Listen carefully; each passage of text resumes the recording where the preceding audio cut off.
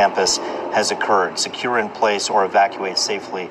Run, hide, fight. Call 911 to report suspicious activity. This is the MSU police reporting that essentially the shooting is ongoing. The suspect that they're looking for that's responsible for, according to them, two separate shootings, one at Berkey Hall, the other at IM East, which is the intramural building east, about 20 minutes away.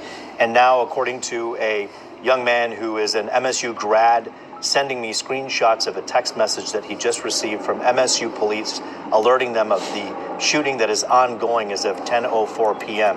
To say that this scene is active is an understatement.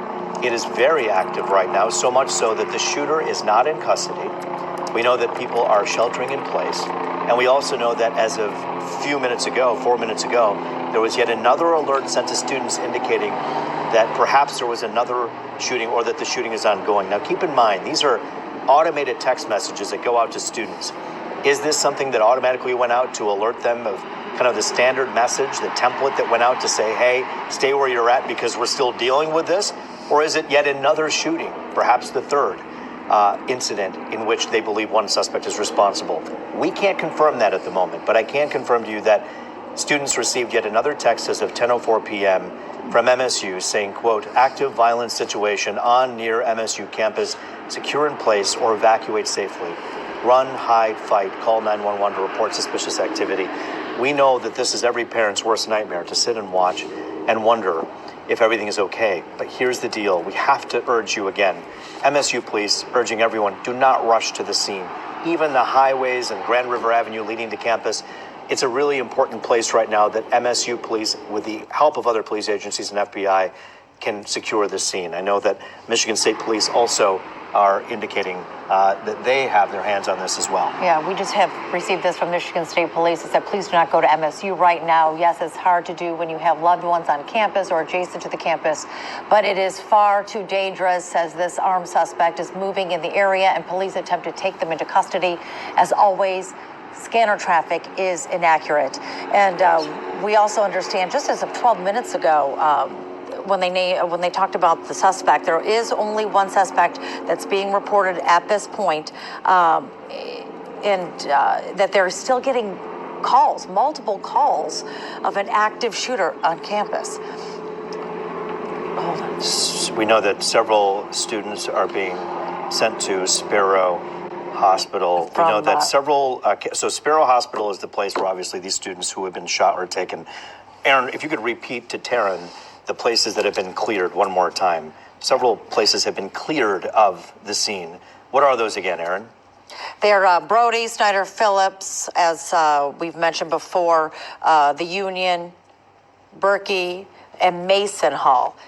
Landon as well, and as we mentioned, Berkey. Now these, it's interesting because this is really spanning. It appears that it was more in the central part of the campus when you talk about IM East or the Union, but then you have Brody, which is on one end of the campus, and then where Randy is Hubbard and Acres. That is the other end of campus. So this is really just the whole area, this whole 2-mile radius, if you will, is being currently just locked down as multiple agencies from all the way from Detroit to, we know, north of Lansing, all across the state, FBI, ATF heading to the scene to be able to get this. Now you're looking at live pictures. We are watching emergency vehicles, police vehicles right now, still rushing to the scene. It is really just a sea of police lights on campus. And just a frightening time for everybody that's involved. I can only imagine how parents are feeling, but please just make sure your students are sheltering in place. And there you see students who are actually filing out of the buildings on the East Campus there with the help of SWAT, bringing them out safely. There doesn't seem to be at this particular place where they're at a great deal of urgency relative to people running or, trying to scurry out. They're simply being escorted out on the east side of campus, out of this dorm room, out of this building, with the help of SWAT that is obviously escorting all of these students out as we speak. And so as they're being escorted out, they're obviously going to be taken to safety. Speaking of where people are being taken, those who have been hurt in this shooting have been taken to Sparrow Hospital. As you know, Taryn, of course, Sparrow Hospital is right down the road, so to speak, from East Lansing, right there in Lansing. And so that's the nearest place where they can get the kind of perhaps care that they need for any trauma wounds or anything else that they're dealing with. They have a full emergency room there, obviously ready and open for anybody who's been hurt. But there you look closely, you'll see the SWAT team. You see a young lady and a young man on his phone with another student being escorted out of this particular dorm, again on the east side of campus right now. And when we're looking at, we're 3 confirmed shooting locations, Berkey Hall, the Union, and Phillips Hall. Landon Hall, as we mentioned, though, that is reportedly being used for a staging area for the victims. So that might be where they're being taken at this point. And it's interesting, we're trying to confirm this information as it's coming in. We do know, though, unfortunately, there are multiple injuries. Still trying to confirm any sort of fatality at this point. Do we have Randy with us still? Randy, if you're out there, chime on in. Guys, what are you seeing right now? Give us an idea of what you're seeing and what's going on. Well, right now, looking at a group of students who were just escorted out of, I believe, Akers Hall and now headed towards what I believe to be Hubbard Hall. As Taryn just mentioned, Landon seems to be where they are taking a number of students to as a secure location, the staging location. But what we're looking at right now, a number of students walking over to Hubbard Hall. They just left out what I believe was Akers Hall a few moments ago.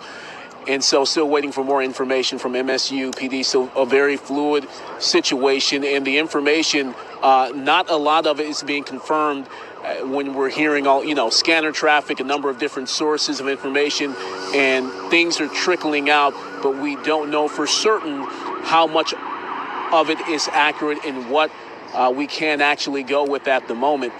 And so, but as you guys mentioned earlier, one confirmed shooter.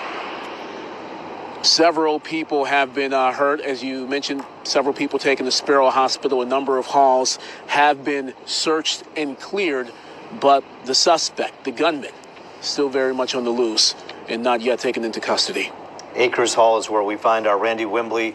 Right there, you'll see more students being escorted out. This is how close, obviously, as you know at home, this hits to everybody here in Metro Detroit. One of our Fox 2 family members who's in the studio with me right now says his son texted him to say, "Hey, Dad, I'm leaving Akers Hall right now." We're looking at Akers Hall right now. We're looking at the very building in which our guy here on the studio, our friend Bobby, tells us that his son was leaving from. This is Hubbard right now. Next door, right nearby, is where Akers is, and that's where, again, one of our Fox 2 staff members say his son indicated that they were all being escorted out. Listen, you got to remember one thing. If you're not hearing from your loved one right now on campus, that doesn't mean that something happened to them. This is a chaotic scene in which a lot of times when we're hearing from students who say they just had to drop everything and leave, and you're saying, wait a minute, my kid always has their phone with them. They're attached to the hip by their phone. This is a scary situation in which they may be tucking the phone in their pocket, being escorted out like you see these students, and being scurried away into yet another place, in this case, Landon Hall, which is going to be the staging area. So keep in mind right now, this is a fluid situation in which they know there's an active shooter on campus, but they want to make sure that every single student is accounted for and is safely placed in the dorm that is the safest. That's Landon Hall right now. So if they're not answering your texts, if they're not answering your calls, it may also be because they're in the process of being transported from one place to another with the phone tucked away as they're running through campus. And we do know that right now that police have shut down Grand River roughly between Division and Abbott. Grand River is where the original shooting scene, or near there, is from what we understand, Berkey Hall, the Union. We also know the FBI is responding to assist in reports of the active shooter on the campus of Michigan State University, but really MSU Police, if you are following on social media, that is the accurate agency that you want to stick with at this point. Michigan State Police, of course, helping as well, and they are telling people, make sure to shelter in place, and of course, the principles of run, hide, fight. And that is what, unfortunately, so many people are being taught these days with some of these mass shootings that we've unfortunately had to deal with. You know, one of the young men who we've been speaking with, who just graduated from Michigan State recently, lives just a few minutes away from campus, still has a lot of friends who are active students, said that this was on the anniversary, near the anniversary of the Marjorie Stoneman High School shooting, and he says that he just remembers that, and right away, that's what goes through his mind, is that he was traumatized then, but he says it keeps getting closer, and it keeps getting closer, these scenes. And now, of course, we know that it went way too close to home. This is a statement from MSU right now saying victims are currently being transported to Sparrow Hospital. Brody Hall, Snyder, Phillips Hall, Mason Hall, Abbott Hall, Landon Hall, the MSU Union, and Berkey Hall have all been cleared and secured.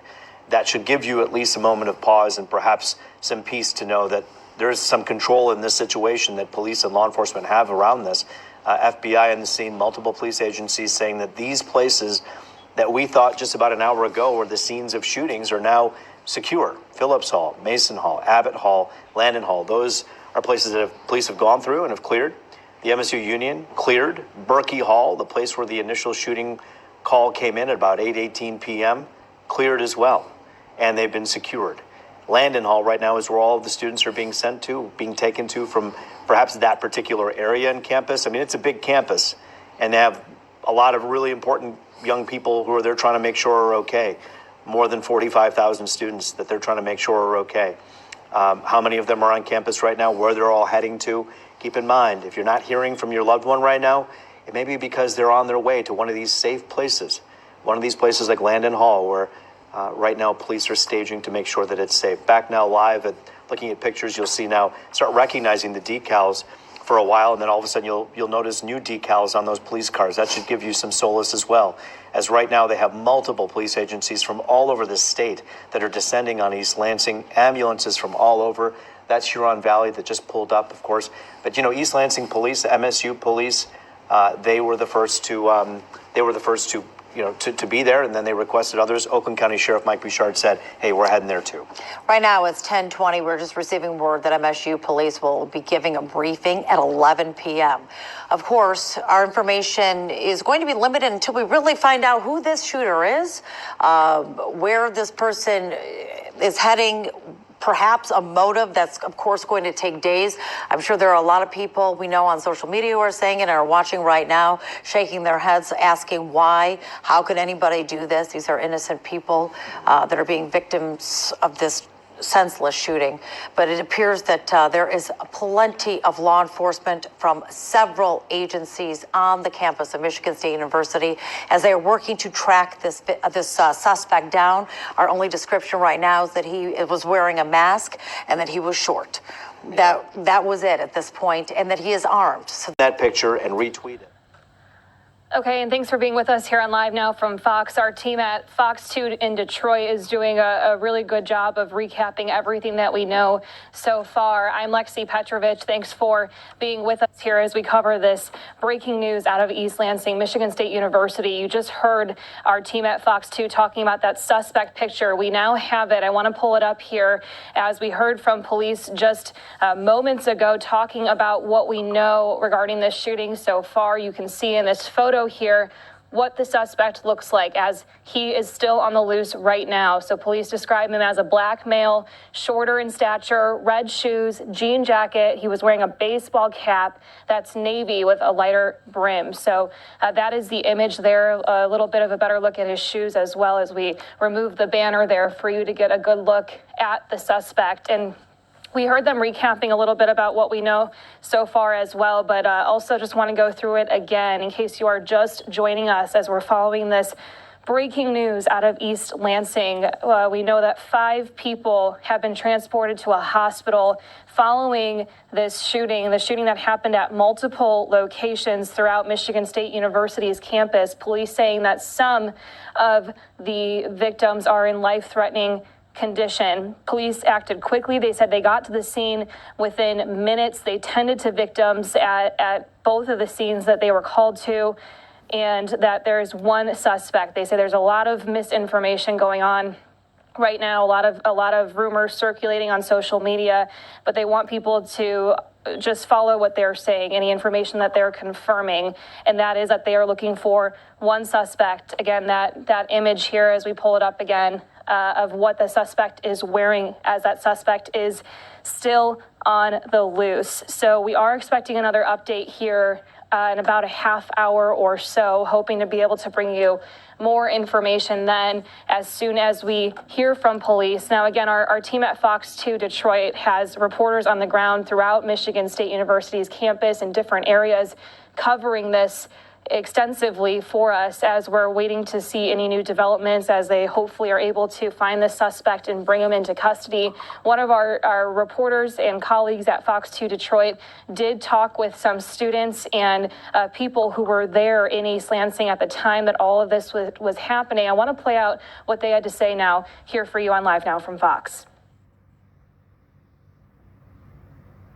20 plus cop cars all over the place. It was just insane, a little curious. Start going down Grand River towards the Kroger, towards the Michaels, and from Lansing, 7, 8, 9 cop cars going all over the place. And obviously, as we got the MSU alerts, active shooter or whatever, run, hide, fight, we kind of turned on the news, everything, and heard more and more cop cars. We saw an armored vehicle on the road as well. It was just insane, and heard the helicopters and everything. What's going through your mind, man, when you're seeing all of this? I mean, it's scary, yeah. Like, it's totally unannounced, it's the day before Valentine's Day. You have no clue. We're just trying to do something. Everyone's probably, going out to eat late night or whatever else, and we see people running across the street as we're going there. It's just, chaotic. It's very scary. I mean, I still got chills down my spine right now.